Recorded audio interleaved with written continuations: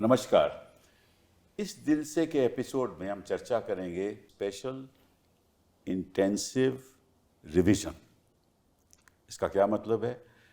बिहार में चुनाव आने वाला है और इलेक्शन कमीशन ने ये तय किया है कि कई सालों से यहाँ बांग्लादेशी आ रहे हैं, नेपाल से लोग आ रहे हैं और जो हमारा इलेक्टोरल रोल है उसमें कई ऐसे लोग हैं जो नागरिक नहीं हैं।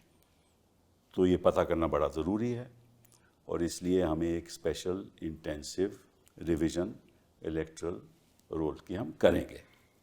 आपको मालूम होगा कि पहले जब भी चुनाव हुए, अभी 2024 में केंद्र के चुनाव हुए इसी इलेक्टोरल रोल के साथ, उसके बाद पहले असेंबली भी इलेक्शन रहे इसी इलेक्टोरल रोल से। तो कहने का मतलब ये है, तब तो बांग्लादेशी नहीं थे, तब नवाली नहीं थे तो कोई फ़र्क नहीं पड़ता।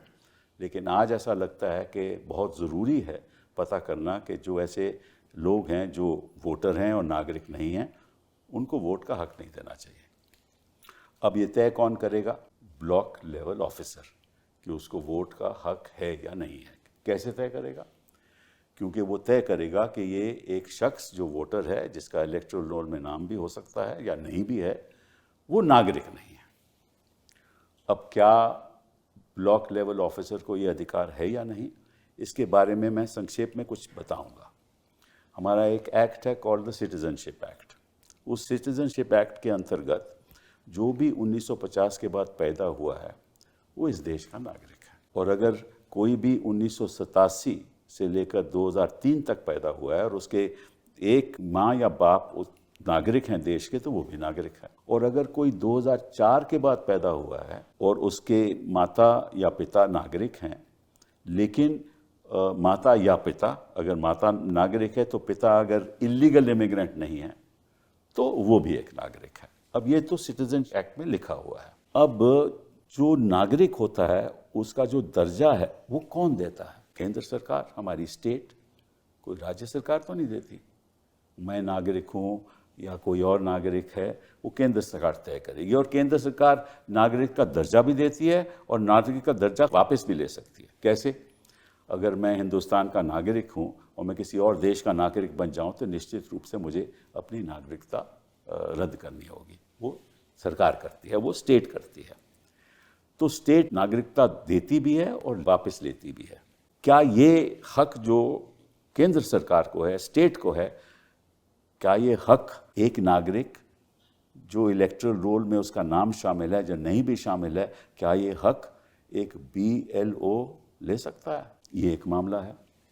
दूसरा कि इतनी जल्दबाजी क्यों? अब बिहार का चुनाव तो नवंबर में होगा ही होगा, उससे पहले होना पड़ेगा और उससे पहले एक नोटिफिकेशन इशू होगी। और जैसे ही नोटिफिकेशन इशू हो जाए तो निश्चित रूप से कोई कोर्ट जा ही नहीं सकता।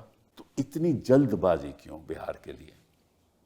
और तीसरी बात है कि ये जो एक नीति बनाई हुई है जिसके अंतर्गत लोगों को इन्यूमरेशन फॉर्म भरने हैं, उसमें कैसे भरेंगे, ये भी एक बहुत बड़ा मामला है, क्योंकि लोगों को मालूम ही नहीं है कि क्या फॉर्म में क्या भरना है, क्या नहीं भरना। तो चुनाव आयोग कहता है कि एक फॉर्म होगा, उस फॉर्म को आपको भरना होगा। और अगर 2003 में आपका इलेक्टोरल रोल में आपका नाम है, फॉर्म फिर भी आपको भरना है। और अगर आपका नाम नहीं है तो फॉर्म भरना है और फॉर्म भर के उसमें बताना है कि आपके पास बर्थ सर्टिफिकेट है या नहीं। चाहे आपके पास आधार कार्ड हो, आपके पास राशन कार्ड हो, आपके पास एपिक कार्ड हो जो इलेक्शन कमीशन देती है, उसका कोई महत्व नहीं है। तो ये सब बातों पे हम चर्चा करेंगे दो ऐसे लोगों से जो जानते हैं। एक तो जानता है कि ज़मीनी क्या हो रहा है और दूसरा जानता है, क्योंकि वो इलेक्शन कमिश्नर खुद रहे, कि इलेक्शन कमीशन का क्या ये हक है या नहीं है, किस तरह से इसको करना चाहिए। तो लवासा साहब, thank you very much for being here. Lavasa साहब, आपने MPhil मद्रास से किया, MBA साउथ ऑस्ट्रेलियन यूनिवर्सिटी से किया, 1980 के आप IAS के बैच हो, आप केंद्र सरकार में सचिव रह चुके हो, एनवायरनमेंट मिनिस्ट्री में, सिविल एविएशन में फाइनेंस सेक्रेटरी रह चुके हो। फिर उसके बाद आप इलेक्शन कमिश्नर बने 2018 से 20 तक, और फिर आपने रिज़ाइन कर दिया और उसके बाद फिर आप ADB में चले गए और वहाँ आपने 2023 तक ADB के साथ काम किया और फिर आप हमारे साथ आज खड़े हैं। Thank you very much for being here. Yogendra ji, आपका क्या मतलब, क्या आप तो मतलब कि सेफोलॉजिस्ट भी हो, पॉलिटिकल साइंटिस्ट भी हो, सबसे अच्छी बात है आप JNU से पढ़े हुए हो, और 2004 से लेकर 2016 तक आप senior fellow of centre for studies of development society के सीनियर फेलो रहे, और आपने NCERT में जो किताबें लिखी गई उसमें भी आपका बड़ा योगदान रहा। फिर आपने तय किया कि अब पॉलिटिक्स तो करना चाहिए क्योंकि देश में सुधार लाना चाहिए ना, तो आपने ज्वाइन कर लिया। फिर आप जरा नाराज़ हो गए, फिर आपने छोड़ दिया। उसके बाद अब अपना स्वराज इंडिया, स्वराज अभियान चला रहे हो। आपने बहुत खूब लड़ाई लड़ी हमारे कृषि के क्षेत्र में, जब आपने एग्रीकल्चरलिस्ट का साथ दिया, और आप रोज़ाना लिखते भी रहते हैं, हम पढ़ते भी रहते हैं, और आपको ख़ास तौर पे काफ़ी जानकारी है बिहार के बारे में। तो thank you very much for being here. Lavasa साहब, आपसे शुरू करता हूँ मैं कि ये क्यों हो रहा है, ये इलेक्शन कमीशन क्यों कर रही है? देखिए, इलेक्शन कमीशन का इख्तियार है कि वो इलेक्टरल रोल रिवीजन करती हैं। अलग अलग किस्म के रोल्स रिवाइज होते हैं। बट स्पेशल जी, ऐसा कोई रिवीजन है, कोई प्रावधान है? नहीं, ये नॉमेनक्लेचर आपको एक्ट में, रेगुलेशन में नहीं मिलेगा। स्पेशल इंटेंसिव रिवीजन, लेकिन इंटेंसिव रिवीजन, समरी रिवीजन ये होते रहते हैं, और इनफैक्ट मैंडेटरी भी है कि जब किसी स्टेट में या चुनाव होने वाला है तो उसके पहले वो करते हैं। और ये आज से नहीं, ये हमेशा से एक प्रणाली चली आ रही है। जो इंटेंसिव रिवीजन वाली आपने बात कही है, जैसे बिहार में इलेक्शन कमीशन के ऑर्डर खुद कहता है कि पिछला जो इंटेंसिव रिवीजन था वो 2003 में हुआ था, और ऐसा माना गया है इलेक्शन कमीशन में कि धीरे धीरे जैसे कंप्यूटराइजेशन ऑफ रिकॉर्ड हुआ, डिजिटाइजेशन ऑफ रिकॉर्ड्स हुआ, तो बार बार इस इलेक्टोरल रोल को रिवाइज करने की ज़रूरत भी है या नहीं, इसके ऊपर भी विचार कई बार इलेक्शन कमीशन में हुआ है। लेकिन ये जो इलेक्टोरल रोल रिवीजन की जो इस बार प्रक्रिया शुरू की गई है, इसमें जैसा आपने कहा कि 3 मुख्य मुद्दे, वो कोर्ट ने भी इन्हीं मुद्दों को आइडेंटिफाई किया कि इख्तियार है आपका, प्रणाली क्या है, और समय ठीक है या नहीं। बिल्कुल बिल्कुल। तो इसमें देखिए, जो नागरिकता का मुद्दा आपने उठाया है, तो अब फॉर्चुनेटली या अनफॉर्चुनेटली हमारे देश में सिटीजनशिप एक्ट के तहत कोई एक सिंगल डॉक्यूमेंट किसी सिटीजन को नहीं दिया जाता।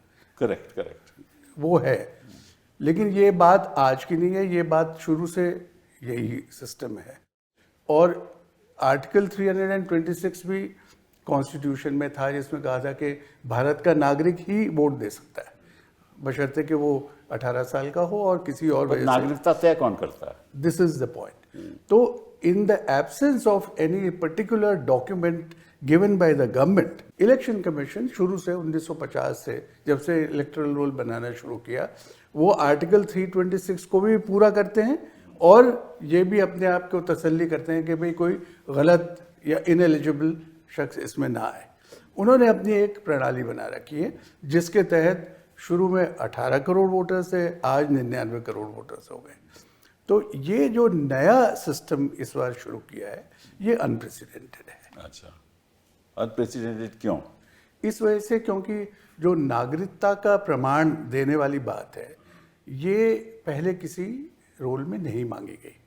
लेकिन ये ज़रूर है कि जो भी क्लेम करता है कि मुझे वोटिंग राइट मिलना चाहिए, वो सर्टिफाई करता है कि मैं सिटीजन हूँ इस कंट्री का, और वो अपनी डोमिसाइल का, बर्थ का प्रूफ देता है। वो कैसे प्रूफ देगा अगर वो है ही नहीं उसके पास? क्योंकि अभी जो उन्होंने 11 डॉक्यूमेंट लगाए हैं, जो ऑर्डिनरी प्रोसेस है उसकी बात कर रहा हूँ। अगर आप कभी भी शुरू से देखें, जब वोटर अपने आप को रजिस्टर कराने जाता है, इवन आज भी अगर कोई नया वोटर बनना चाहता है, तो इलेक्शन कमीशन ने कहा है कि भाई ये फॉर्म है, ये भर दीजिए, ये डॉक्यूमेंट्स है, ये इनमें से कोई डॉक्यूमेंट दे दीजिए जिससे ये पता चले कि आप वहाँ रहते हैं, और उसके बाद में एक फिजिकल वेरिफिकेशन का प्रोसेस है। तो मेरा कहने का मतलब ये है कि चाहे कोई नया वोटर बनना चाहे ऑनगोइंग सिस्टम में, क्योंकि जैसा आपको पता है आजकल तो साल भर आप वोटर बन सकते हैं, क्योंकि 4 कट ऑफ डेट बनी है, पहले 1 होती थी। करेक्ट। तो चाहे नॉर्मल कोर्स में, चाहे आप रिवीजन के टाइम पे, किसी भी तरह से आप अगर वोटर लिस्ट में आना चाहते हैं इलेक्टोरल रोल में, प्रक्रिया वही है। तो ये जो सिटीजनशिप वाली बात है, ये एक नई बात है और इसी से काफ़ी विवाद शुरू हुआ है, क्योंकि सवाल ये है कि जो डॉक्यूमेंट्स आप अभी ले रहे हैं उनसे भी आप नागरिकता कैसे डिटर्मिन करेंगे। और जो ऑर्डर में 24 जून के ऑर्डर में इलेक्शन कमीशन ने ये कहा कि जिनका नाम 2003 की वोटर्स लिस्ट में आ गया उनका presumption of eligibility and presumption of citizenship है। तो लेकिन फॉर्म तो फिर भी उनको भरना पड़ेगा, और अगर नहीं भरेंगे तो वो भी इलेक्टोरल वोटर लिस्ट का उनका नाम कट जाएगा। लेकिन उसका मतलब ये भी हुआ कि इनडायरेक्टली आप ये कह रहे हैं कि 2003 के बाद जो लोग आए हैं, जब तक वो सेटिस्फैक्ट्री प्रोसीजर पूरा नहीं करते तो उनके वो सिटीजन नहीं है। तो this is what has created all the controversy. Yogendra, ये बताओ कि अगर ब्लॉक लेवल ऑफिसर चाहे कि और कहे किसी मतदाता को कि भैया आप अभी वोटर लिस्ट में नहीं हो लेकिन आप हिंदुस्तान के नागरिक नहीं हो, तो उसको प्रूव करना पड़ेगा ना। आप इजाज़त दें तो मैं लवासा साहब की बात में थोड़ा ऐड करते हुए शुरू करूंगा। लवासा साहब ने कहा अनप्रेसिडेंटेड है, अभूतपूर्व है। 3 मायने में अभूतपूर्व है। देखिए, पढ़ के इसलिए कि हमारे ऑडियंस को जरा समझ आ जाए। पहले जब मैंने अखबार में पढ़ा मुझे भी लगा ठीक है यार, रिवाइज कर रहे हैं, थोड़ा ज़्यादा सघन तरीके से रिवाइज कर रहे हैं, अच्छी बात है, फ़ायदा ही होगा, इत्यादि इत्यादि। फिर जब मैंने ऑर्डर देखा तो मेरा माथा ठनका। नंबर 1, ये रिवीजन नहीं है, ये कोरे कागज पर नए सिरे से वोटर लिस्ट बन रही है। ऐसा कभी नहीं हुआ, 2003 में भी नहीं हुआ। ये बार बार कहते हैं 2003 में इंटेंसिव रिवीजन हुआ था। मैंने कोई उस ज़माने में इलेक्शन कमीशन में थे जिन्होंने प्राइवेटली मुझसे बात की, उन्होंने देखो 2003 में हमने कोई कोरे कागज़ पे नई लिस्ट बनाई थी, कंप्यूटराइजेशन जस्ट हुआ था, हम कंफर्म करना चाहते थे। तो हमने BLO नहीं होते थे उस ज़माने में, हमने ऑफिशियल्स को भेजा कि तुम कंप्यूटराइज प्रिंट आउट लेके जाओ, नीचे वाली लाइन खाली होगी, चेक करके दोबारा नोट कर लो, कोई मिस्टेक तो नहीं है। कोरे कागज़ पे नहीं लिखा गया था।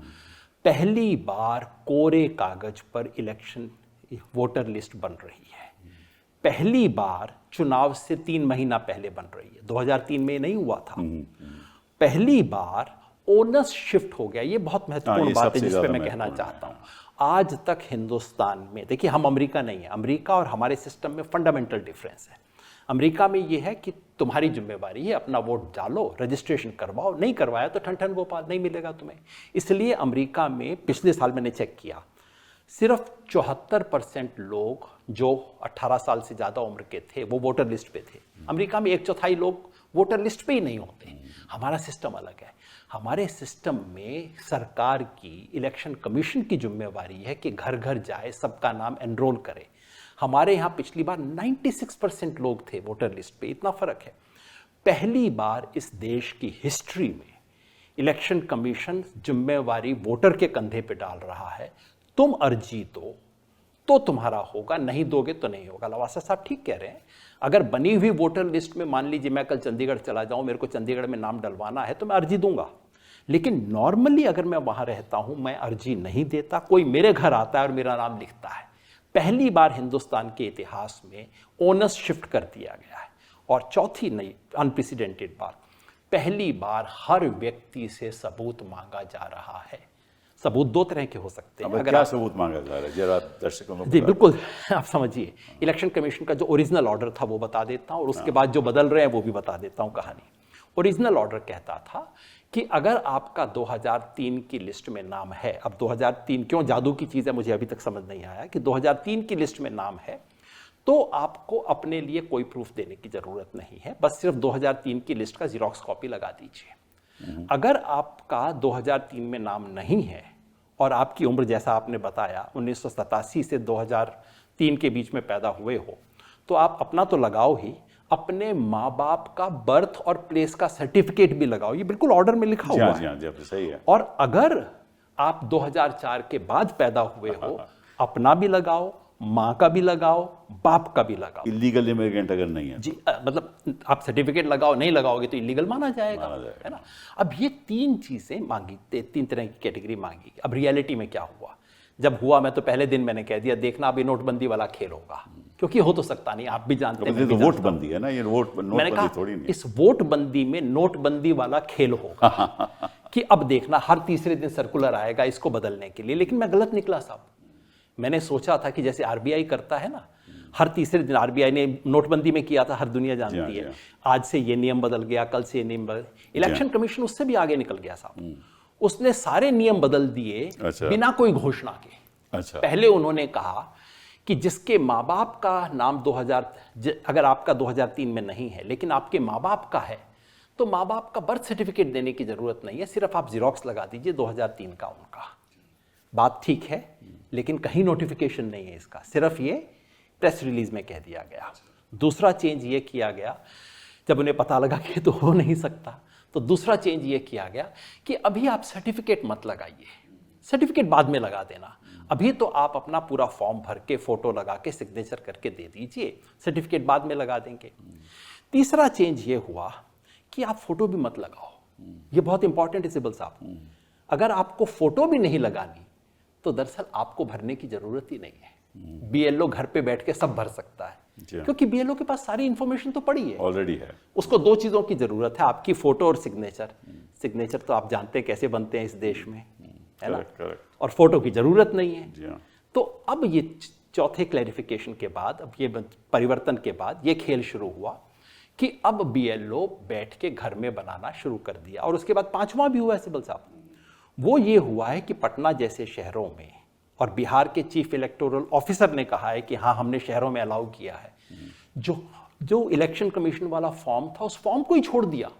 तो कौन सा फॉर्म दे रहे हैं? एक मन का बनाया हुआ फॉर्म दे रहे हैं। देखिए, इलेक्शन कमीशन के गाइडलाइंस में क्लियरली था, आपके घर में बीएलओ आएगा, आपको एक फॉर्म देगा, उस फॉर्म पे एक नहीं दो, आपको दो कॉपीज दी जाएंगी फॉर्म की। जाएंगी। उस फॉर्म पे आपका नाम होगा और आपकी फोटो जो कि वोटर लिस्ट में छपी हुई थी अब तक, वो फोटो छपी हुई होगी, आपको उस फोटो के साथ अपनी नई फोटो चिपकानी पड़ेगी। अब पटना वगैरह में, और ये बिल्कुल ऑफिशियली कंफर्म्ड है, तमाम शहरों में अब वो फॉर्म बांट रहे हैं जिसमें कोई नाम नहीं है, कोई फोटो नहीं है, वो फॉर्म तो आप और मैं छपवा सकते हैं। तो ये 5 बदलाव फॉर्म इनके पास है ही, वो तो कोई भी कर लेगा साहब। तो 5 बदलाव हुए हैं। सिग्नेचर आप जानते हैं देश में कैसे होते हैं, और मैं वेट कर रहा हूं कि इनको अपलोड किया जाए। और मैं गारंटी से कहता हूं सिब्बल साहब, आपके शो पे कह रहा हूं, गंभीरता से कह रहा हूं, वकील का मामला है, कि आप एक गांव का मुझे दिखा दीजिए अपलोड करके, मैं आपके सिग्नेचर चेक करके आपको बता दूंगा ये फ्रॉड है। साधारण भाषा में कहूं, टोटल ये चल रहा है एकदम कागजी काम। चलिए मैं आपसे मतलब कि एक सीधा सवाल पूछता हूँ, ये क्यों फ्रॉड हो रहा है? अगर आपके हिसाब से फ्रॉड है, क्यों? देखिए, फ्रॉड इसलिए है सर कि मैं उन बेचारों को बिल्कुल दोष नहीं देता, ना मैं सीईओ को दोष देता हूँ, ना बेचारे बीएलओ को दोष देता हूँ। अगर दिल्ली में बैठ के आप तुगलकी फरमान निकालोगे और ऊपर से दिल्ली से फोन करोगे, अभी मेरे को नंबर दिखाओ, अरे नंबर क्यों नहीं बढ़ रहे हैं, तो भाई बेचारा बीएलओ क्या करेगा? आपने देखा होगा इंडियन एक्सप्रेस में रिपोर्ट छपी है, बीएलओ का मकसद होता है ना, इनका मकसद मंशा क्या है, मंशा ये बताइए ना इस बात। सवाल आप तो राजनीति पे सवाल पूछ रहे हैं, आप भी राजनीति में, मैं भी राजनीति में। क्यों नहीं?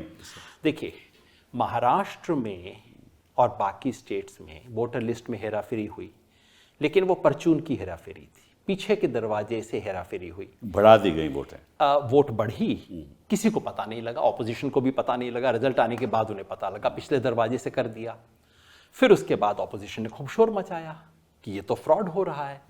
आप लोकसभा इलेक्शन और विधानसभा इलेक्शन के बीच में लगभग 50 लाख से ज्यादा वोट बदल गए, है ना। 40 नेट 40 थे, लेकिन मान लो 48 लाख बढ़े और 9 लाख कटे, मतलब कुल 56-7 लाख का हेराफेरी हो गई। ऑपोजिशन ने पंगा उठाया, बिहार पे अब अलर्ट हो गए। तो अब पिछले दरवाजे की चोरी तो हो गई है मुश्किल, तो उसका क्या तरीका है? अब आप फ्रंट डोर से कीजिए। ये फ्रंट डोर से वोटर लिस्ट पे कब्जा करने और चुनाव की चोरी करने का खेल है। अब आप कहेंगे ये खेल तो बीजेपी का होगा, बेचारा इलेक्शन कमीशन कहां से आ गया इसके बीच में? लवासा साहब, मैं कुछ नहीं कहता, मैं तो मैंने कोई भी व्यक्ति कहेगा, और ये बात टीवी के ऊपर लोग कहते हैं इलेक्शन कमीशन की स्वतंत्रता। मैं तो इतना ही कहूंगा कि जो भी है वो जीतना चाहते हैं चुनाव।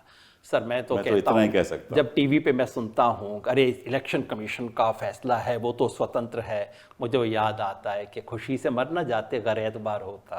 करेक्ट, सही क्या क्या खेल हो रहा है आप बताइए। इलेक्शन कमीशन डिसीजन लेता है, बीजेपी के लोग जस्टिफाई करते हैं।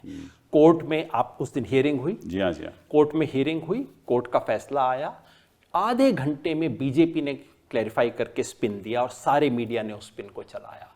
ये हो क्या रहा है इस देश के अंदर? अभी आते वक्त मैं एक चुटकुला पढ़ रहा था, खराब है लेकिन इजाजत सुनाइए, दीजिएगा। वो सुनाइए। चुटकुला कहता है कि इलेक्शन कमीशन ने बीजेपी के साथ कोएलिशन नहीं किया है, ये बिल्कुल अफवाह है। इलेक्शन कमीशन ने तय किया है कि हम बाहर से सपोर्ट करेंगे। अब इस तरह के चुटकुले चल रहे हैं, आप बताइए क्या स्थिति हो गई। लवासा साहब, बिहार की स्थिति सोचिए आप कि जो लिटरेसी है बिहार में वो 61.8% है, नेशनल एवरेज 72.98% है। मतलब कि लोग वहाँ पढ़े लिखे नहीं हैं। पहली बात तो ये, वहाँ लोएस्ट पर कैपिटा इनकम है, कमाई लोएस्ट है पर कैपिटा। वहाँ 88% लोग देहात में रहते हैं, 88% लोग देहात में रहते हैं, और 9.3 मिलियन लोग, मतलब कि लगभग 1 करोड़ लोग माइग्रेंट हैं, मतलब कि गुजरात में गए या कहीं और में गए नौकरी के लिए। और 38 में से 28 ऐसे डिस्ट्रिक्ट हैं जो मॉनसून के टाइम में, बारिश के टाइम में वो फ्लड हो जाते हैं। इस स्थिति में मैं आपसे पूछना चाहता हूँ, एज एन आप इलेक्शन कमिश्नर रहे हैं, इस स्थिति में आप बताइए, कोई 1 करोड़ लोग जो माइग्रेंट है उसको क्या पता कि बिहार में क्या होने वाला है, कौन सा फॉर्म उसको फिल करना है। अगर वो नौकरी कर रहा है कहीं, उसका जो एम्प्लॉयर है वो कहेगा कि मैं आपको छुट्टी नहीं देता, क्योंकि उसको आकर फिल करना है। फिर ये कहते हैं हम फिजिकल वेरिफिकेशन करेंगे, मतलब कि उसके घर जाकर ये तय करेंगे कि वही आदमी है कि नहीं, फिर उसको दोबारा आना पड़ेगा। इतने गरीब लोग हैं जब बाहर जाते हैं कमाई के लिए, वो दोबारा आएंगे कहाँ से? जो फ्लड हो रहे हैं वहाँ लोग कहाँ से ये दस्तावेज देंगे? तो ये मतलब कि ये सबको मालूम है कि लाखों लोगों के पास बर्थ सर्टिफिकेट नहीं है, लेकिन ये आधार को नहीं मानते, ये एपिक कार्ड को नहीं मानते, ये राशन कार्ड को नहीं मानते। तो मतलब कि मानते किस चीज़ को हैं फिर ये? देखिए, ऐसा है कि जो जो बातें आपने कही वो सब अपनी जगह ठीक है, लेकिन मैं ये कहता हूँ कि अगर ये सब चीज़ें ना भी हो किसी स्टेट में, तब भी इतनी जल्दबाजी में करने का कोई औचित्य नहीं है। ठीक है। मतलब आप अगर नए सिरे से इलेक्टरल रोल बनाना चाहते हैं, और अगर आप ये मकसद है कि इनएलिजिबल वोटर्स को नहीं हम इसके अंदर रहने देंगे, ये this is one of the stated objectives, और जो प्रणाली आपने बनाई, ये प्रक्रिया, वो इतनी इलेबोरेट है, और जिस किस्म के लोगों से आप डील कर रहे हैं, तो ये ज़रूरी है कि आप एडिक्वेट टाइम, समय दें लोगों को, पहले तो समझाएं, और जो स्टेक होल्डर्स हैं उनके साथ बहुत इलेबोरेट बातचीत करें, उनके व्यूज़ जानें कि भाई अगर इस किस्म का हम एक प्रोग्राम चला रहे हैं तो उसको कैसे कार्यान्वित किया जाए। तो मैं ये समझता हूँ कि हमेशा से इलेक्शन कमीशन एक कंसल्टेटिव अप्रोच अपनाता रहा है। इंक्लूसिव, कंसल्टेटिव नहीं, दैट इज इंक्लूसिव। इंक्लूसिव। नहीं, एक तो कंसल्टेटिव, और दूसरा as far as the people are concern, it's a very inclusive empathetic approach कि भाई कोई बात नहीं, जैसे कहा कि no voter should be left behind, हम आपके पास आएंगे और आपका वोट दर्ज करेंगे, एक ड्राफ्ट बनाएंगे, किसी को ऑब्जेक्शन है तो आप ऑब्जेक्शन करो। तो एक तो ये बात है। दूसरी बात जो हमने पहले भी कर ली, टाइमिंग, कि ये क्या ज़रूरी है कि अब जब 4 महीने रह गए या 3 महीने रह गए इलेक्शन के, तो इस वक्त इसको करना क्यों ज़रूरी है, जब जनवरी इस साल में एक रिवाइज्ड इलेक्टोरल रोल छपा है, पिछले साल जनरल इलेक्शन हुआ है, और जो 2003 के बाद 5 जनरल इलेक्शन लोकसभा के और 5 असेंबली इलेक्शन इसी वोटर लिस्ट से बने, इन वोटर लिस्ट में, और जैसा मैंने कहा प्रक्रिया तो सारी वो की वही है। तो ये कंसल्टेटिव अगर अप्रोच हो, जैसे आप पूरे देश में करना चाहते हैं, करिए बात, दीजिए टाइम लोगों को, समझाइए सबको अच्छी तरह। वो होगा कैसे? आप करना भी चाहें, मैं सच में आपको सीधा सवाल पूछना चाहता हूँ, अगर इलेक्शन कमीशन चाहता भी है वो कैसे प्रूव करेंगे कि ये नागरिक नहीं है जब तक उनके पास दस्तावेज नहीं होंगे? आप चाहें भी, सारे देश में करवाना चाहें, मैं कहता हूं कि साहब मैं यहाँ पैदा हुआ, मेरे पास बर्थ सर्टिफिकेट नहीं है, लेकिन मैं यहाँ पैदा हुआ, लेकिन वो कहेंगे साहब बट आप तो बांग्लादेश से आए, तो अगर कहेंगे बांग्लादेश से आए तो उनको बताना पड़ेगा ना कैसे बांग्लादेश से। मैं आपसे यही अर्ज कर रहा हूँ कि ये ऐसा एक पहले भी तो राष्ट्रीय स्तर पे कैसे करेंगे? असम में ये प्रक्रिया चल चुकी है, जी हाँ। वहां पे एक डी लिस्ट बनाई गई थी डाउटफुल वोटर्स जी हाँ, की। जी हाँ। तो उस वक्त भी यही हुआ था कि जिसके ऊपर भी थोड़ा संशय है, आपको संदेह है, उसका नाम डाउटफुल वोटर लिस्ट में चला जाएगा। तो उसका दो कॉन्सिक्वेंस हुए। एक तो यह होगा कि इमीडिएटली वोट नहीं दे सकता, जिसका नाम डी लिस्ट में आ गया वो वोट नहीं दे सकता। और उसके बाद जो एक्ट के तहत जो स्टेट ने एक मशीनरी बनाई है वो एडजुडिकेट करेगी कि भाई आपकी वो नागरिकता। तो सालों साल लग जाते हैं। नहीं लग जाते हैं, आज तक पता ही नहीं है कि कितने लोगों का 6 साल एडजुडिकेशन लगे। हुआ है। हाँ, बिल्कुल। और उसके बाद भी इनकन्क्लूसिव है। तो अभी भी मुझे नहीं लगता कि पब्लिक डोमेन में ये इंफॉर्मेशन अवेलेबल है कि इतने लोग डी लिस्ट में आए थे और इतने लोगों का फैसला हो चुका है, इतने लोग वापस एडमिट किए जा चुके हैं। सो मेरा कहने का मतलब ये है कि अगर आप डाउट के बेसिस पे किसी को निकालते हैं तो वो है आपका इख्तियार, because even in the existing rules and regulations अगर कोई ऑब्जेक्शन करता है कि भाई ये इसकी नागरिकता वैध नहीं है, तो उसको पहले तो वो दस्तावेज प्रूफ देने देगा, पड़ेंगे ना, हाँ। पहले तो वो प्रूफ देगा। बिल्कुल। और अगर जो भी ईआरओ है उसको लगता है कि हाँ भाई ये जो डॉक्यूमेंट दिया गया है ये वाकई सस्पिशन रेज करता है, तो वो उसको रेफर कर देगा एमएचओ को कि भाई आप डिसाइड करो, बिकॉज इलेक्शन कमीशन नहीं डिसाइड तो करता। इतनी जल्दी डिसाइड कैसे होगा, क्योंकि वो तो केंद्र सरकार करने पड़ेगा। मैं वही अर्ज कर रहा हूँ। आप ये देखिए कि जब इलेक्शंस के टाइम पे जो आप नॉमिनेशन फॉर्म भरते हैं कैंडिडेट्स, जी हाँ। या जो इनकम टैक्स रिटर्न या जो भी कुछ दस्तावेज देते हैं, the returning officer does not adjudicate on the veracity of that. That's correct. वो कहता है भाई ठीक है आपने डॉक्यूमेंट दिया है, we rely on you. Anybody wants to object can file objections, उसके बाद हियरिंग तो होती है। जो ये एक प्रिजम्पशन अटैच होता है हमेशा कि भाई आप कर रहे हो, आप अपनी जिम्मेदारी पे कर रहे हो, और ख़ास तौर से नागरिकता का इशू जिसके अंदर कोई है ही नहीं डॉक्यूमेंट, जी हाँ, जी हाँ। तो वो मैं क्या दूंगा आपको सही डॉक्यूमेंट? बात। जितने भी बाकी डॉक्यूमेंट है ये आपका रेसिडेंस या डेट ऑफ बर्थ दिखा सकते हैं, डोमिसाइल दिखा सकते हैं। जी हाँ, जी हाँ। बट डेट ऑफ बर्थ तो निकाल सकते हैं, लेकिन प्रूफ कैसे करोगे? सर्टिफिकेट कहाँ से लाओगे? नहीं, मैं वही कह रहा हूँ ना, नहीं है लोगों के पास। और वो जो डेटा कई जगह छप भी चुका है, और फैक्ट भी ये है कि registration of deaths and birth. अच्छा, बाय द वे मैं आपको एक चीज़ और बताता हूँ कि जो एग्जिस्टिंग सिस्टम है इलेक्शंस का और वोटर्स का, अगर registrar of deaths and births आपको ये एंटर कर लेता है कि भाई ये वोटर मर गया है, तब भी ईआरओ उसका नाम ऑटोमेटिकली नहीं काट सकता, क्योंकि जो सिस्टम है वो ये है कि चलो ठीक है भाई आपने बता दिया कि इसकी डेथ हो गई, तो वो वोट लेकिन नहीं मैं तो देगा। नोटिस दूंगा, हाँ, करेक्ट, सही मैं बात। नोटिस दूंगा और मैं अपनी प्रक्रिया पूरी करूंगा, तब जाके आपका नाम डिलीट करूंगा। तो सिस्टम पूरा ऐसा बना हुआ है कि डिलीशन मुश्किल हो। और एक बात और भी जो अप्रिशिएट करनी चाहिए, और इलेक्शन कमीशन का रवैया है ये, जैसे डुप्लीकेट वोटर्स का बहुत जी हाँ, जी। मसला उठता है करेक्ट। कि अब ये एक वोटर की जिम्मेदारी, इलेक्टर की, कि वो एक जगह से ज़्यादा एनरोल ना करे। जी हाँ। फिर भी इलेक्शन कमीशन एक ये रवैया अपनाता है कि कोई बात नहीं, अगर even if it is an offence, मुझे नहीं लगता कि आज तक किसी के खिलाफ कोई केस दर्ज किया है कि आपने दो जगह अपना नाम जी हाँ, रखा हुआ जी है, हाँ, जी हाँ। क्योंकि इलेक्शन कमीशन ये कहता है कि भाई वोट देने तो एक जगह ही आओगे, बिल्कुल सही। तब हम ब्लॉक कर लेंगे आपको। जी हाँ। तो ये जो एटीट्यूड रहा है इंक्लूसिव, वो हमेशा से रहा है, और इसी वजह से it has earn the credibility. Yogendra ji, मैं समझ लीजिए मेरा इलेक्टरल रोल पे 2003 पे मेरा नाम है, मैं माइग्रेंट हूँ, यहाँ फ्लड आ गए तो मैं वहाँ रहता हूँ, मुझे फॉर्म तो फिर भी फिल करना है। एब्सोल्युटली, हर एक को। अच्छा, अगर मैंने फॉर्म नहीं फिल किया, मेरे एम्प्लॉयर ने कहा कि सर मैं नहीं जा सकता, तो मेरा वोटर नाम, मैं वोट नहीं दे पाऊंगा।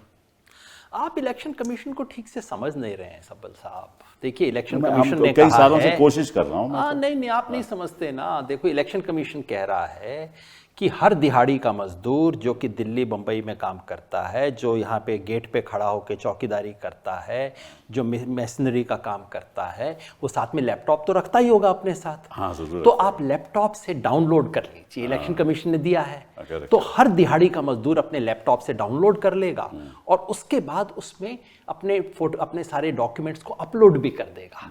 अब ये बताइए, ये बात आपको समझ नहीं आती? इलेक्शन कमीशन कह रहा है, मैं नहीं कह रहा, ये सब इनके प्रोविजंस हैं।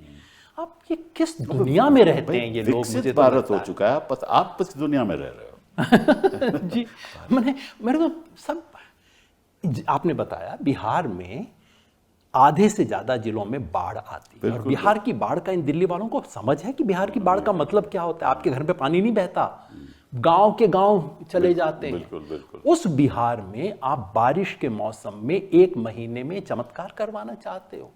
मैं तो हैरान हूँ चिब्बल साहब। और ये जो चुनाव आयोग के कंसल्टेटिव, हमारे नए चुनाव आयुक्त आए, उन्होंने कहा साहब आई बिलीव इन कंसल्टेशन, और उन्होंने लिस्ट जारी कर दी कि हमने 4000 कंसल्टेशन कर लिए हैं। अगर आपको उसमें नहीं बुलाया तो आपकी कमजोरी है।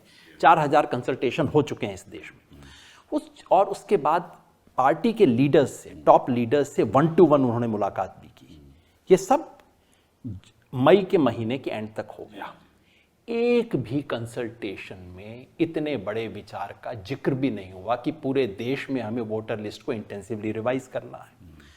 हमारे मुख्य चुनाव आयुक्त साहब ने 30 मई को, यानी कि जस्ट 24 दिन पहले, जी हाँ, एक मीडिया में खबर है कि वो इस देश के चुनाव में बेहतरीन रिफॉर्म करने वाले हैं और 21 नए इनिशिएटिव लेने वाले हैं, 21। उस 21 की लिस्ट में इसका जिक्र नहीं है। तो मतलब मुझे तो पता नहीं था, बिहार वालों को तो पता नहीं था, खुद इलेक्शन कमीशन को नहीं पता था, चीफ इलेक्शन कमिश्नर को नहीं पता था 30 मई तक।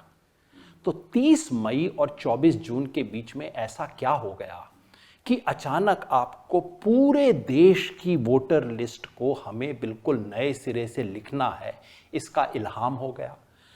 वोटर लिस्ट में कई प्रॉब्लम्स हैं, बिल्कुल ठीक करनी चाहिए। और अगर मान लीजिए चुनाव आयोग को लग रहा था कि बिहार में कोई विशेष प्रॉब्लम है, हालांकि चुनाव आयोग का ऑर्डर ये कतई नहीं कहता कि बिहार में कोई प्रॉब्लम है, वो कहता है पूरे देश में माइग्रेशन होता है, पूरे देश में लोग इधर से उधर जाते नैरेटिव तो हैं। पॉलिटिकल पार्टी का है ना। जी, एग्जैक्टली।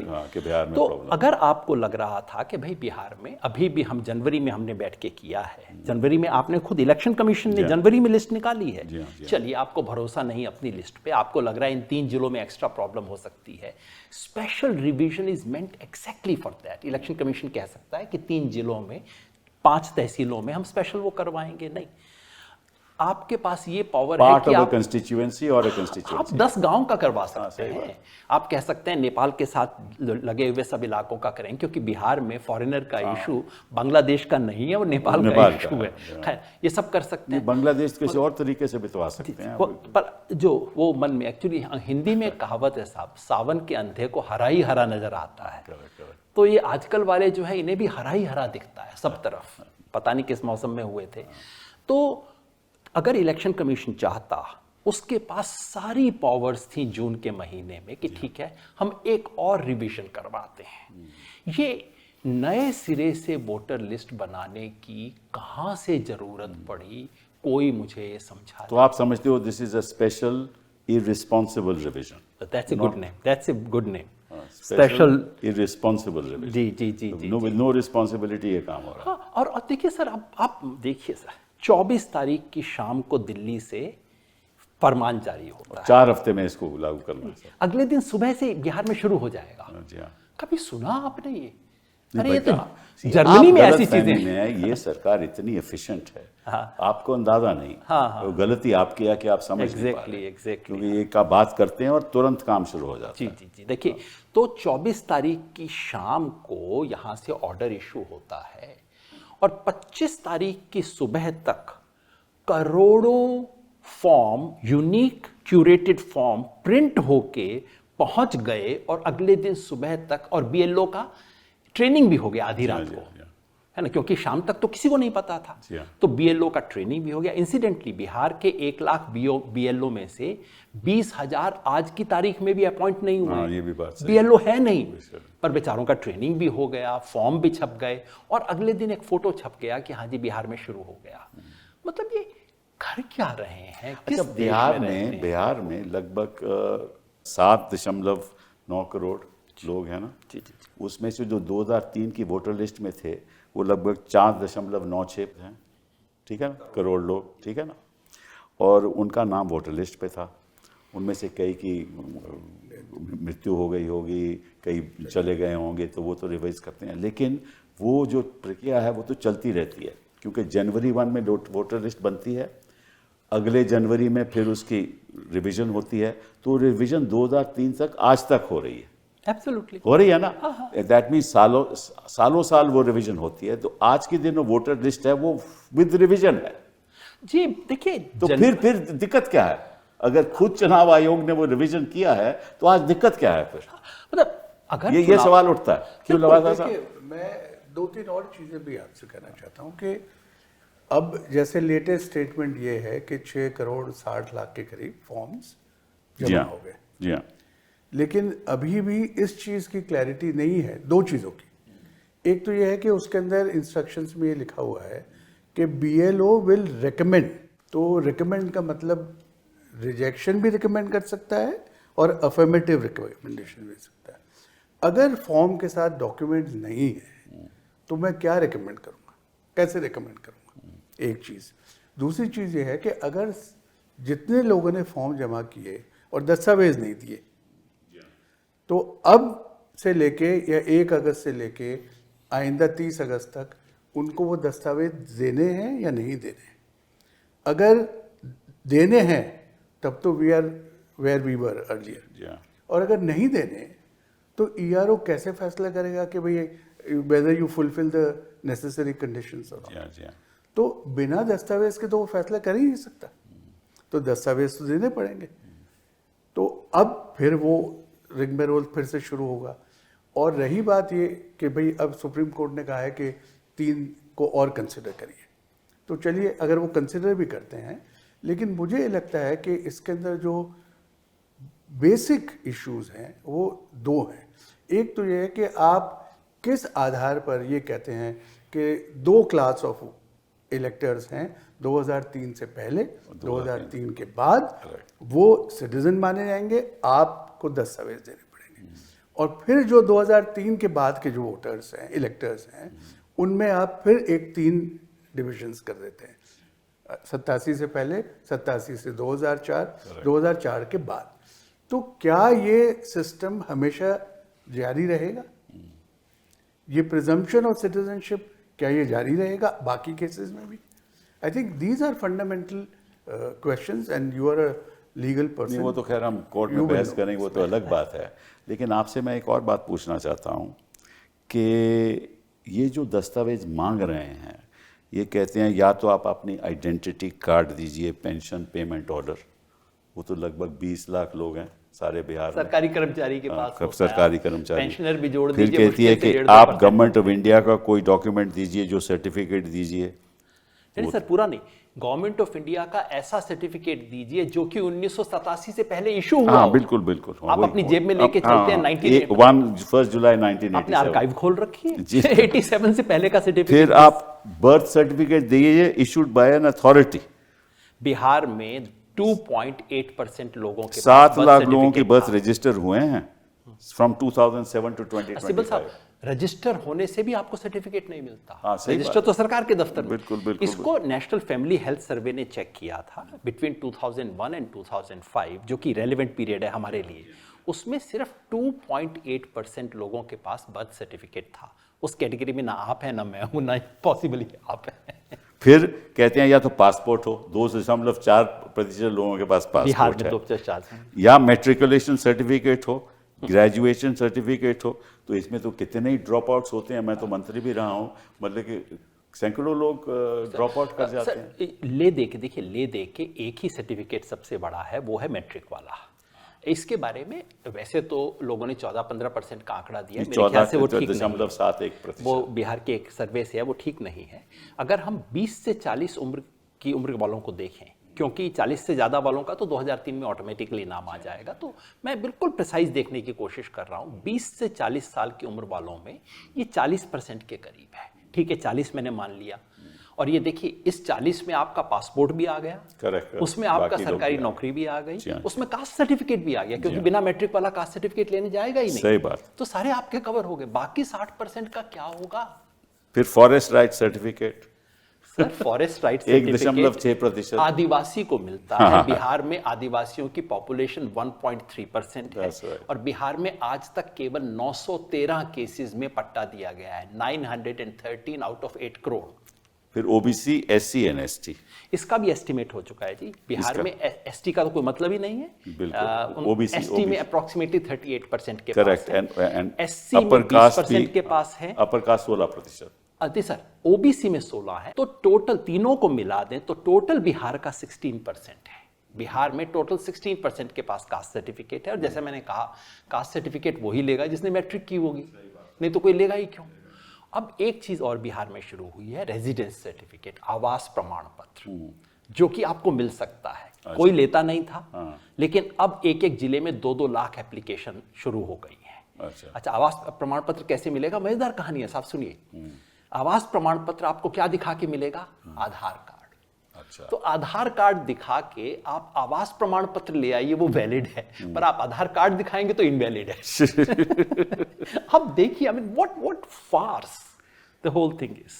तो फिर बट सिब्बल साहब, एक again because you are a legal person, तो क्या ये माना जाए कि जो इलेक्टोरल रोल में आ गए after this, they are deemed to be citizens and no question can be raised about them?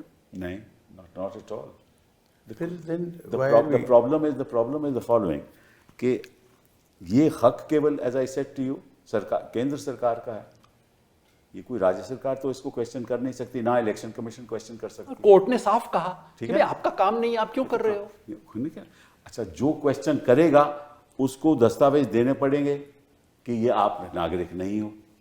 उसका एक प्रोसेस होना चाहिए, नोटिस होना चाहिए, दस्तावेज उसको मिलेंगे जिसके खिलाफ ये कार्रवाई हो रही है, वो जवाब देगा, फिर उसकी सुनवाई होगी, फिर उसका फैसला होगा, फिर वो कोर्ट में जाएगा, फिर वो अपील में जाएगा, फिर सुप्रीम कोर्ट जाएगा। तब तक तो कई सालों को वोटर ही नहीं रहेगा। इसीलिए मैं कह रहा हूँ कि जो लफ्ज इस्तेमाल किया है कि 2003 तक जो लोग हैं उनकी एविडेंशियरी वैल्यू ऑफ एलिजिबिलिटी वो कैसे एंड प्रिजम्पशन ऑफ वो कैसे मान रहे हैं? वही वो इंपॉर्टेंट कैसे मान रहे हैं आप बताइए? क्योंकि उनका वोटर लिस्ट पे नाम है तो उनकी नागरिकता कोई क्वेश्चन नहीं कर सकता। सर 2003 में ऐसी क्या जादुई चीज हो गई थी जो 2003 में कोई सर्टिफिकेट नहीं मांगे गए थे, कोई सिटीजनशिप का टेस्ट नहीं था। अब ये है 2003 में आपने ऐसा क्या काम कर दिया जिससे 2003 की लिस्ट तो ठीक है और 2007 की लिस्ट ठीक नहीं है, 2010 की लिस्ट ठीक नहीं है, क्योंकि 2003 में कोई डॉक्यूमेंट नहीं मांगा गया, कोई सिटीजनशिप का टेस्ट नहीं हुआ, बिल्कुल रूटीन रिवीजन था जैसे बाकी, बस उसका नाम इंटेंसिव समरी रिवीजन हर साल उसका नाम इंटेंसिव था, बाकियों का नाम समरी था। एक और इंपॉर्टेंट बात है सर, और वो आपने खुद सुप्रीम कोर्ट में उठाई थी। हिंदुस्तान के कॉन्स्टिट्यूशन का आर्टिकल 10 आपको प्रिजम्पशन ऑफ कंटिन्यूटी देता है, ये आपने उठाया था कोर्ट में। एक बार अगर आपको सिटीजन मान लिया गया तो उसके बाद आपको प्रिजम्पशन ये होगा कि आप सिटीजन हैं। अब क्या किया, अगर आपने 10 बार वोट दे दिया तो भाई आपको माना गया ना, वोट वही दे सकता है जो सिटीजन ऑफ इंडिया है। आप 10 बार वोट दे चुके हो, प्रिजम्पशन है। उसके बाद मैं कहता हूं कि नहीं, तुम फॉर्म भरो, फॉर्म नहीं भरा तो टाटा बाय बाय, तुम हिंदुस्तान के सिटीजन नहीं हुए। कैसे हो सकता है? Non inclusion is deletion. तो प्रिंसिपल ये रहा कि भाई एक भी शख्स जिसका हक है वोट करने का उसको आप नजरअंदाज नहीं कर सकते। अगर जिसका हक नहीं है वो आप दस्तावेज दे के प्रूव करिए कि उसको हक नहीं है। यही बात जस्टिस बागची ने मुझे तो दरअसल नहीं कही लगता थी कि वहां। कोई भी ये कह रहा है कि नॉन सिटीजन को वोटिंग राइट मिलनी चाहिए। Nobody is कोई saying नहीं कह रहा नहीं मिलने चाहिए, लेकिन इसका मतलब नहीं कि जो सिटीजन है उसके भी वोट आप छीन लो, उसका भी हक छीन लो। जो व्यक्ति 24 जून 2025 को जिसका नाम वोटर लिस्ट में था और अगर उसका नाम 1 अगस्त की ड्राफ्ट इलेक्टोरल रोल्स में नहीं आता तो ये खुल्लम खुल्ला हिंदुस्तान के संविधान का उल्लंघन है। वो नहीं आएगा। आपको उस व्यक्ति को डिलीशन का नोटिस देना पड़ेगा, आपको लंबी कार्रवाई करनी पड़ेगी। कैसे होगा? योगेंद्र जी वो नोटिस नहीं देंगे, फिर आप कहेंगे कि साहब ऐसे आपने नोटिस नहीं दिया, तब तक चुनाव हो जाएगा, सरकारें बन जाएंगी। यही खेल है सारा, यही खेल है। वो जो कहते हैं ना, बस अब धूल में लठ मार दो, इतनी धूल उड़ेगी, जब तक धूल सेटल होगी तब तक काम निपट लेगा। करेक्ट है ना? किस तरीके से ये काम हो रहा है, इसलिए हो रहा है कि जो लोगों का हक नहीं है वोट देने का, उनको शंका है कि ऐसे करोड़ों लोग हैं जिनको हक नहीं है, और इसलिए हम नहीं चाहते कि वो यहाँ वोट करें। एक छोटी सी बात आपसे दोनों से पूछना चाहता हूँ, जो ख़ास तौर पे माइनॉरिटी के लोग हैं, वो तो फॉर्म भरने में भी डरेंगे कि अगर हमने भर दिया तो कहेगा ये तो हिंदुस्तान का नागरिक नहीं है, तो भरेंगे ही नहीं। ये भी हो सकता है। लोग डरते हैं ना कि भाई मैं कई सालों से रह रहा हूँ, कल को ये ना कहें कि मैं नेपाल से आया या मैं बांग्लादेश से आया। ये भी एक भय है लोगों के मन। 3-4 कैटेगरी का खास भय है। माइनॉरिटी का आपने जिक्र किया, महिलाओं की आप स्थिति देखिए, you know it's a double whammy for women. एक तो मैट्रिक, क्योंकि ले दे के खेल मैट्रिक का है, मैट्रिक में बिहार में औरतें पुरुषों से 12-15% पीछे हैं। नंबर 2, औरत से कहा जा रहा है, जिस औरत का नाम 2003 की लिस्ट में था, 18, 19, 20 साल की थी, शादी हो गई, इधर आ गई, उससे कहा जा रहा है तुम साबित करो कि तुम्हारा 2003 की लिस्ट में नाम था। जो उसके बाद है, उससे कहा जा रहा है कि तुम ये साबित करो कि तुम्हारे माँ बाप का नाम था। वो कहती है मैं सास ससुर का सर्टिफिकेट दे दूंगी, कहते हैं ना मायके से तुम ये लेके आओ कि तुम्हारे माँ बाप का नाम 2003 में था। तो औरतों के खिलाफ है, माइग्रेंट लेबर का तो आपने जिक्र किया ही, उन सब के खिलाफ है। तो ये ले दे के हिंदुस्तान के इतिहास में डिसएनफ्रेंचाइजमेंट की सबसे बड़ी मुहिम है। एंड सिब्बल साहब, this is exactly what happened in the US in the 19th century. क्योंकि कानून ये बन गया था कि आपको ब्लैक लोगों को वोट तो देना पड़ेगा, पर वोट कोई देने नहीं चाहता था। तो क्या किया?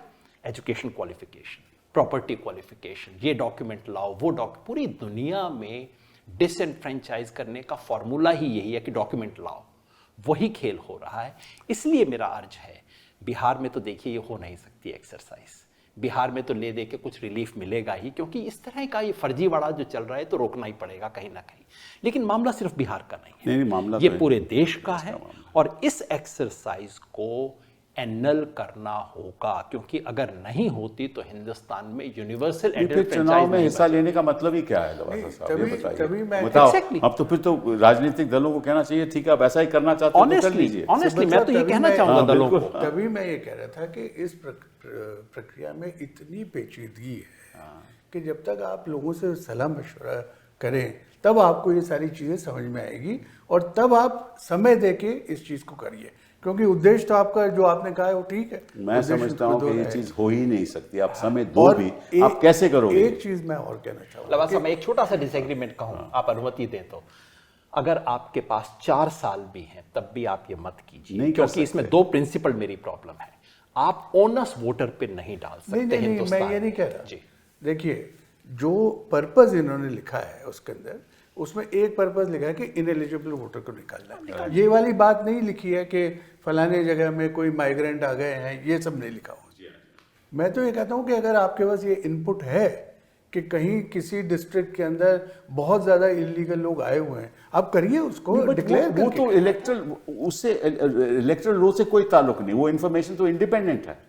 दिस इज नहीं, but even if election commission gets this input कि जी फलाना इलेक्टरल रोल बुरी तरह से इन्फिल्ट्रेट हो चुका है, नहीं, but even that there has to be some there has to be some input, credible and some information, basis, and then you have to do it in consultation with the people. वो भी एक व्यक्ति centric होगा ना। But एक चीज मैं कहना ये तो नहीं कह सकता कि सारे इस डिस्ट्रिक्ट में सारे ही कुछ बैठे हैं कि देखिए, all said and done, election commission has been in existence for 74 years. Not in this form. No, in whatever form. And if this form did not exist earlier, who knows, this form will change again. So that's not the point. The institution, I think, it has performed very well. Yes. And ये जो हम कह रहे हैं ना, बड़े मुश्किल जो टास्क है वो भी इलेक्शन कमीशन करवाता है with the support of the government machinery. तो उनका ट्रैक रिकॉर्ड जो है वो अच्छा रहा है, और हमको उम्मीद यही करनी चाहिए कि they will adopt an empathetic and practical approach. ये उम्मीद हम इसी पे मैं एक छोटा सा बात कह के ख़त्म करूं अपनी तरफ से। एक ज़माना था लवासा साहब, मैं दुनिया में जाके हिंदुस्तान की इलेक्टोरल प्रोसेस की डंका बजाता था, मैं अमेरिका में जाके मैंने कहा, ये जब फ्लोरिडा वाला हो गया था उनका 2004, जी, हाँ। मैंने कहा भैया जरा हिंदुस्तान आ जाओ, हमारे इलेक्शन कमीशन से कुछ सीख लो। जब 2002 में इलेक्शन कमीशन ने अपनी 50th एनिवर्सरी किया था, बड़ा सेलिब्रेशन, एक्चुअली उन्होंने मुझे बुलाया और कहा कि हम नहीं बताएंगे इलेक्शन कमीशन के बारे में, तुम बताओ। दुनिया भर के इलेक्शन कमिश्नर्स को बुलाया गया था। मैंने उनके सामने बताया था हिंदुस्तान का इलेक्शन कमीशन क्या चीज़ है। आज मेरा सर शर्म से झुक जाता है। मजाक बना दिया इन लोगों ने इतनी महान इंस्टीट्यूशन का। लेकिन जैसा आप कहते हैं ये दिन भी गुजरेंगे। कौन इंस्टीट्यूशन का मजाक नहीं बनाया, ये सच कह रहे हैं आप, सच कह रहे हैं। स्थिति तो ये है हिंदुस्तान की। सच भी चलिए, वी ऑल होप कि भाई कुछ ना कुछ इससे अच्छा निकलेगा और कोर्ट इसको बारीकी से देखेगी और फिर कोई ना सुबह कोई होगी। नतीजा पहुंचेगा। बहुत बहुत धन्यवाद आपका। Thank you.